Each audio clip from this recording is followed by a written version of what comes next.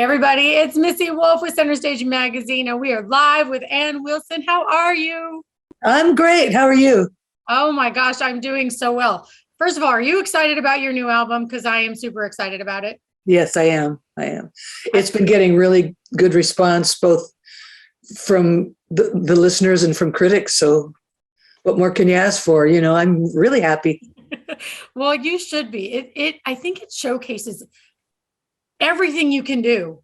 And the album it doesn't have just one sound. It's got so much in there, and it's beautiful. And I want to know about the whole Muscle Shoals thing, because I heard that Muscle Shoals recording there is very magical. And your album just seems like it is magic. So I want to know how that experience was for you. No, it's Muscle Shoals is definitely has a vibe about it that is, it's really, it feels really safe there, and it's small and funky and unpretentious. And the people that run it just get you set up and then they get out of the way. You know, it's like a big hand for creative people to be in. That's I don't know. There is a magic about it. And I'd never been there before. It was a bucket list thing of mine.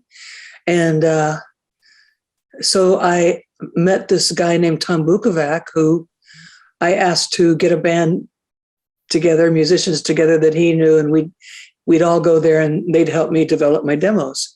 Yeah. And I didn't have any idea that I was going to make an album. I just had these little demos I'd written during lockdown, you know, and so we went there, and sure enough, it was one of those things that rarely ever happens.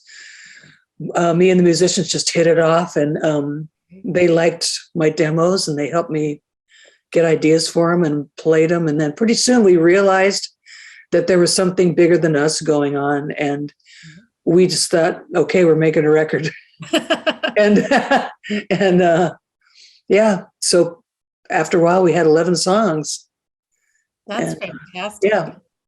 Well, see, that's been on my bucket list for a while. And when I was watching your video for Greed, and when I saw Muscle Shoals pop up in there, I was like, wait a minute. So I started reading more, and I thought, oh my God, I had no idea. And that place really has been, people have talked to me about it for years, and I have not made it there yet. And after seeing your video, I was like, okay, I have to go now. Now I have to go. Yeah, I think it would be a lot of fun. It's really special, especially when you consider some of the other people that have worked there over the years, over the decades. You know, right. You go into the ladies' room, and there's a big picture of Aretha Franklin in there. You know, when she was young, and she was in there recording and everything. And it's just pretty. It's pretty special. And she's the reason why that was on my bucket list, because I love Aretha Franklin. Yes, and when I found out, you know, just about all the magic just within that experience, I thought, you know, it would be really great to just go there. And even if we weren't working and we were just taking photos and getting to experience it, I just think it would be so much fun to just be there where all that history has been made. And so I'm glad you got to experience that. And I am so glad that you chose Vince Gill for Love of My Life. Oh my. I was really honored that he said yes. Mm-hmm. Because you know he's a busy guy, and he's country music royalty, and it was just like an idea that I had to take that song "Love of My Life" and lay it out in a more organic, down to earth way, and duet on it. And because my voice is more rock now, you know, I thought, well, the man that I duet with has to be an angel. So there was only one choice, and it was Vince. Oh, clearly. And I was so thrilled when he said he'd do it. You know, I thought, what's the catch? And as it turns out, there was no catch. You know? It was just good. Everybody says that about Vince. I've talked to so many people who he's done their albums with them, and everybody says the same thing. And I think he's so busy because he does not say no. Like, he genuinely loves working with people. And I asked him about it once, and he really does. He's so genuine. He just loves working on people's albums. And I honestly believe he feels so humbled and flattered that people want him on their records, and it's just it's the most beautiful thing I've seen here. Yeah. Well, when you meet someone like that, it restores your faith in humanity, I think, really. That sounds dramatic, but it's true, It's true. I don't feel a selfish bone in his body. Not at all. He's definitely a sweetheart, and I'm so glad that you did that album or that song with him, because I mean, when you break a song down and you redo it, some people don't do it justice. I'm trying to be nice here. There are some artists that don't have the ability to break down a song and redo it in a way that is beautiful and stunning and creates a new fan base for it, That's right. And you did, and that's rare. And I was very excited. In fact, I got a little bit emotional listening to it, because I had just read your words where you write best when you're angry. And that really struck me, because I have to write when I'm angry. And it's a very emotional thing. And I wanted to know if you could explain that a little bit more to people, how your writing process works and how you feel when you're in that moment. Yeah, well, when I said that, I meant that when I'm angry and venting, the filters go away. And that's like one of the biggest problems I've always had with songwriting is editing myself too much. Like sometimes I just get blocked because before, like I'd get an idea and I'd go, oh no, that's stupid. And so you don't write anything down at all, and you end up being blocked because of it, because you've got all these critics sitting around in your head. But then in the cases where I've been sort of angry, like Barracuda and Crazy on You and Break and other songs down through the years, Down on Me and Greed, I was pissed. I was thinking about something and it just broke my heart and pissed me off. And so I don't get in my own way. I just put everything down. I love that you explain that, though, because that is honestly the most simple explanation for it. And it is so true, because we do, like, even with writing articles, you don't want to sound controversial, and you don't want to this and you don't want to that. And pretty soon you're not writing from your heart. You want to write from your heart. And sometimes it's hard to do that when you're not in, that kind of mad venting moment, because you have too many outside influences that you're thinking about rather than what your goal is. And you have all these imagined real or imagined people up there shaking their fingers at you. Better not get too controversial. You might scare people away, or whatever it is. Don't get too sad or dark or whatever it is. Stay happy and be safe. Like those are that's poison to writers. That type of stuff. Yeah, absolutely. And man, I love that you're so real and you're willing to be open about that too, because there's a lot of people who wouldn't. There's a lot of people who want to say those things, and I find it refreshing because it makes me feel normal. And there's a lot of people out there who are the same way, and I really feel like what you're saying is going to make them realize that that is normal and it's okay, and be who you are, and don't be afraid to be who you are. Yeah, I think that's one of the best things that has happened in my life, my long life, is that I have finally just come to the realization that I better just do what I want, who knows how long I have, so may as well just do it. Absolutely. And not be so scared and not follow everyone else's rules, Well, you kind of created some of the rules and created this path for female vocalists from the beginning. And I mean, honestly, you're an icon, and I know that, but everybody knows your voice and your music. And I think every female in the music world wants to be able to sing like you. I would give anything to be able to actually belt out a song like you do. But damn, I remember listening to your songs when I was first introduced to you, and I thought, who is this woman? And man, the way you dressed and your hair and your make everything about you. I just wanted to be you. I just always wanted to be you.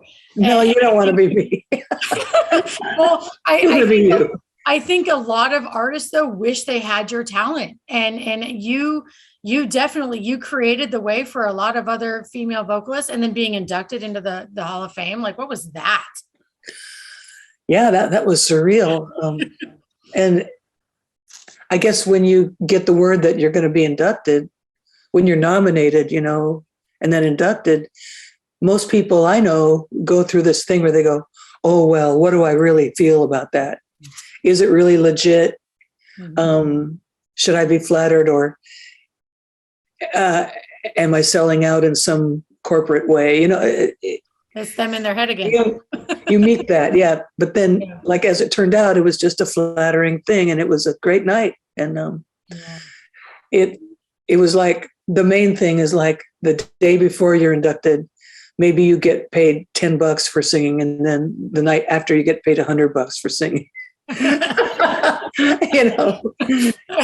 Hey, you know, it works. It works. Yeah. Way, right? No, it's good. And I think fans were really excited too. And yeah, I mean, and that's the thing, you know, when you have people voting for you, and it's not just the industry select few that picked, you know. right. Yeah. I mean, to me, that would be a huge moment. Like, the people who love you voted for you and got you there. And that, I mean, I can't imagine how amazing that feels. And I'm so happy that you got to have that experience. Well, thank you. And that night too was really special for Rush, because they were inducted the same night we were. And the Rush fans were just the most incredible, rabid fans I've ever seen. You know, they're just so into it. And they bought the whole upper balcony. It was just full of Rush people only, you know. It was really great. Yeah. There, you know what? There are some diehard fan bases out there, and you know, and I'm gonna mention this because I wanted to earlier, but obviously the music world lost somebody yesterday that broke my heart, and that was Alec John Such, who was the original founder of Bon Jovi. Yep. And when they were inducted into the Hall of Fame, I mean, bringing Alec back and Richie back, and that, I mean, I know those fans were rabid and crazy as well. And I mean, I know everybody was trying to get there and trying to get seats, and everybody was posting about it. So I know those fan bases can be intense, but that's such a great feeling too, to witness. And yeah, I was there the night that Bon Jovi was inducted. And I remember John Bon Jovi gave this acceptance speech that was like half an hour long. Something. He's talked and talked and talked. Yeah, they were happy. Yeah, he definitely is a man of many words. Yes, he is. It's fun, but I'm glad you got to experience that. And I was actually going to ask you, has it been easy for you to support other acts that you like? Has it been easy for you to be a fan yourself of other artists? Because, you know, that's not something people think about every day. Right. Yeah, when I like somebody, when I really like what they do, and I think they're authentic, and they're not just a show business construct or something, I really get behind them. And like, I'll listen to their whole album. I'll go back and listen to their older stuff and just treasure it. It's timeless, you know. A few artists are that way for me, like Lucinda Williams is that way. Joni Mitchell's that way. It doesn't matter to me if her album came out in the 70s or yesterday, because that's of that person. And so I can really get behind an artist. I love that. And I think your fans feel the same way about you. They don't care when they come to see you at a live show, which, by the way, you're coming to my hometown on the 13th and 14th of June. You're coming to Nashville, and I'm so excited. And I know all your fans are excited too. And they, honestly, you could sing the phone book. Your diehard fans, as long as they get to see you and hear you perform, they don't even care what you're singing. But the new stuff, my goodness, your new stuff it's fantastic. And well, I gotta know, what was your favorite song to record on this album? My favorite song to record, boy, that's a hard one, because so many of them were just so fun. Forget Her was really fun. Okay. Bridge of Sighs. But of the stuff that I wrote, I guess Black Wing was really great. Greed was great. I mean, there wasn't really an uncomfortable experience in the batch, you know. I love that. And I loved Angel's Blues. Oh, yeah, right. With Warren. Mm-hmm. Yeah. That your sound, just everything about that song is just, it's different and good. And I loved it. I absolutely love your album, and I love how different it is, and how good it is, and how your vocals are showcased. I mean, just throughout the whole album, well, there's a lot of Nashville in that record.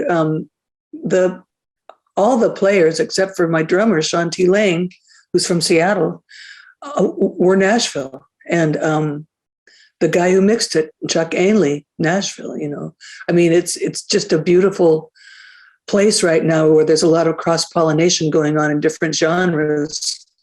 Yeah. It used to be known as the country music mecca, you know, and it still is, but there's an awful lot of rock people who have migrated out from Los Angeles because they're tired of that mindset, you know. And so there's just so many different kinds of musicians, as you know, just all getting together and jamming and exchanging ideas, and which is it's great. I found it a really fun place to be. Yeah. It is. And like, if you could be a fly on the wall anywhere, that's why I love what I do. There are times I've been in the studio, and there was this one time where Mark Slaughter was in the studio, and he was coaching this new band, and like, just watching him give the vocalist, the lead singer, the advice on how to do his songs. Like, I was just standing there in amazement. Like, I never pictured Mark Slaughter in that atmosphere before, never. And he was just, it was just such a cool thing to be able to watch, because, and that's the thing that I like to talk about with artists as well, because fans who are listening to the music, they're fans of the music, fans of the artist, that they don't get to see that side of the industry. And there's so much going on in the music world. There's good, there's bad, and there is a lot of fun and a lot of loving community within here. And it's just so amazing to be able to sit back and watch things unfold and watch them take place. That's why when I saw Muscle Shoals in the video, I was like, I had to talk about it, because I knew I knew there was a fun story there. Yeah.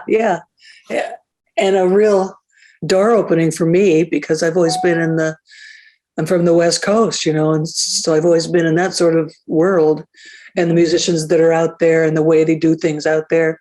Mm-hmm. So this was new for me, and it was a real level up, not only geographically, but the musicians, you know, they're just on a way different, higher level, and they challenge me all the time. Tom Bukovac, Tony Lucido, amazing people and players. Do you think you're going to want to come back for the next project you work on? I don't know. Yeah. Why not? It's just a matter of, the songs that get written and what's appropriate for them.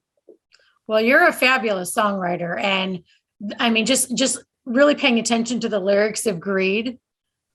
You know, I mean, I think we've all been there. I think we really have all had those feelings, those moments, and you know, and I think what you had said was correct. In what I read was, if you've never felt that, if you've never had any of those experiences, you're lying. like right, yeah. I think we've all had that in our life at some point, and so that song to me is extremely relatable. On a lot of levels, and I thought it was just great. And man, in your video too, where do you get all your clothes? I want to know where you shop. I really love all your sparkle. And I tried to be more like you today. I did. I just love your style. I always have. And I was like, I need to sit down and wear something that she's going to appreciate, because you know, and then I'm just wearing a shawl, so you know. No, it's all day. It's all good. I just didn't want to show up here looking like I wasn't, you know, being professional or anything. Right. And I really do admire you so much. I always have. And I just think you're fantastic. And I cannot wait to see you. So tell fans where to find you and where they can get your music and all that, because if they don't have your new album, they need to get it now. Yeah. Well, you can go on the my website, nwilson.com, and find it. You can go to Amazon or like where you buy music, iTunes. Okay. It's there everywhere. So I love that. And do you sell physical copies that you can autograph on your website at all? yeah, in fact, I just got through signing boxes and boxes of them to go on the website to be bought and given away and stuff like that. So You guys, they got, you got to and get the physical copies. yeah, they're sold at the shows too. Oh, see, good to know. I was just talking about this with my husband the other day. We just went to a few different concerts and no one had physical albums. And I'm like, why not? Why are there not physical albums with all your tour merchandise? It just doesn't seem that it just Doesn't make sense, right? Yes. Yeah. I don't understand. If you want your music out there, get it out there, put it at your shows. Yeah. And especially when you've got an album cover that looks like this, that's Yes. by Roger Dean, I mean, Yeah. God, you better sell a album sleeve. Right. Well, you can count me in for some. I will be getting mine at the show that night because I'm not a collector of just digital music. I like to have the physical copies. I save them all and I display them all. So Yeah. I will be there. I am going to be having the best time. I cannot wait to see you. And man, everybody at home, get your copies. If you don't have tickets, get tickets. You're going to be in Nashville, June 13th and 14th. Mm-hmm. And where else can they find you? Where else are you touring? Charleston, Atlanta, Chicago, Mexico. Oh, Mexico. That's going to be, Yeah, just party. all different kinds of places. Yeah. I love that. But for here in Nashville, guys, it's at the Basement East, June 13th and 14th. You got to get tickets and make sure you get your physical copies while you're there and your merch and everything. And I am so excited. And if you see me, come say hi too. But Okay. we're going to let Ann go because she has a busy schedule and I could talk her ear off forever. So until next time, guys. Well, thank you. Thank you for having me. You're welcome. Bye. Everybody.